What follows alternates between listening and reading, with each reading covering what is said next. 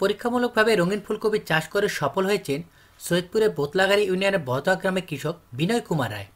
প্রতি বছর সাদা ফুলকপি বাঁধাকপি চাষ করলেও এবার তার ক্ষেতে শোভা পাচ্ছে হলুদ, সবুজ ও বেগুনি রঙের ফুলকপি। স্থানীয় বাজারে বেশ সাড়া ফেলেছে রঙিন এই ফুলকপি। কৌতূহলবশত কিনেছেন অনেকেই, বিক্রি হচ্ছে বেশি দামে। অনুরূপ দাম পাওয়ায় বিনয় কুমার রায় নিজেও খুশি।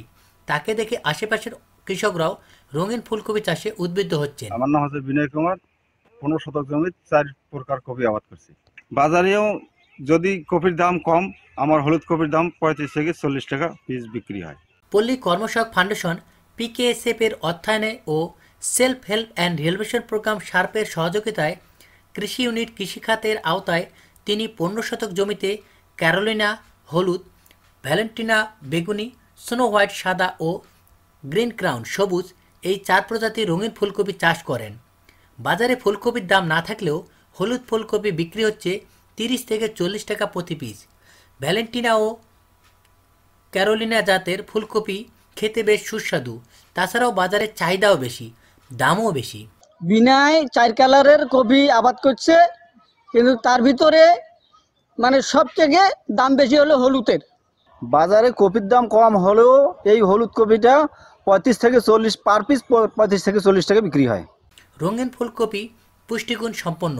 বিশেষ করে বেগুনি কালারের ফুলকপি শরীরের ক্যান্সার প্রতিরোধে সহায়তা করে। শার্পের বাস্তবায়নে এবং পিকেসেফের আর্থিক ও কারিগরি সহযোগিতায় কৃষকদের বিভিন্ন রকম পরামর্শ ও সহযোগিতা প্রদান করে থাকি।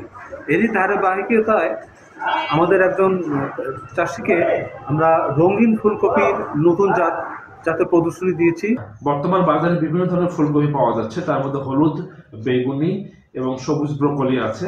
এগুলো বাজারে প্রচলিত সাদা ফুলকপির থেকে একটু ভিন্ন এবং অন্য মাত্রা পুষ্টিগুণ সমৃদ্ধ। বিভিন্ন কালার থাকে, অ্যান্থোসায়ানিন এবং অ্যান্টিঅক্সিডেন্ট বেশি থাকে, পুষ্টি গুণাগুণ বেশি এবং বাজারে চাহিদাও বেশি আছে। কৃষক বিক্রিতে লাভবান হচ্ছে। এটি দেখতে খুব সুন্দর, যে কারণে মাঠে দেখার জন্য অনেকেই ভিড় করছে। আবার অন্যান্য কৃষকরাও এটি চাষে আগ্রহী হচ্ছেন।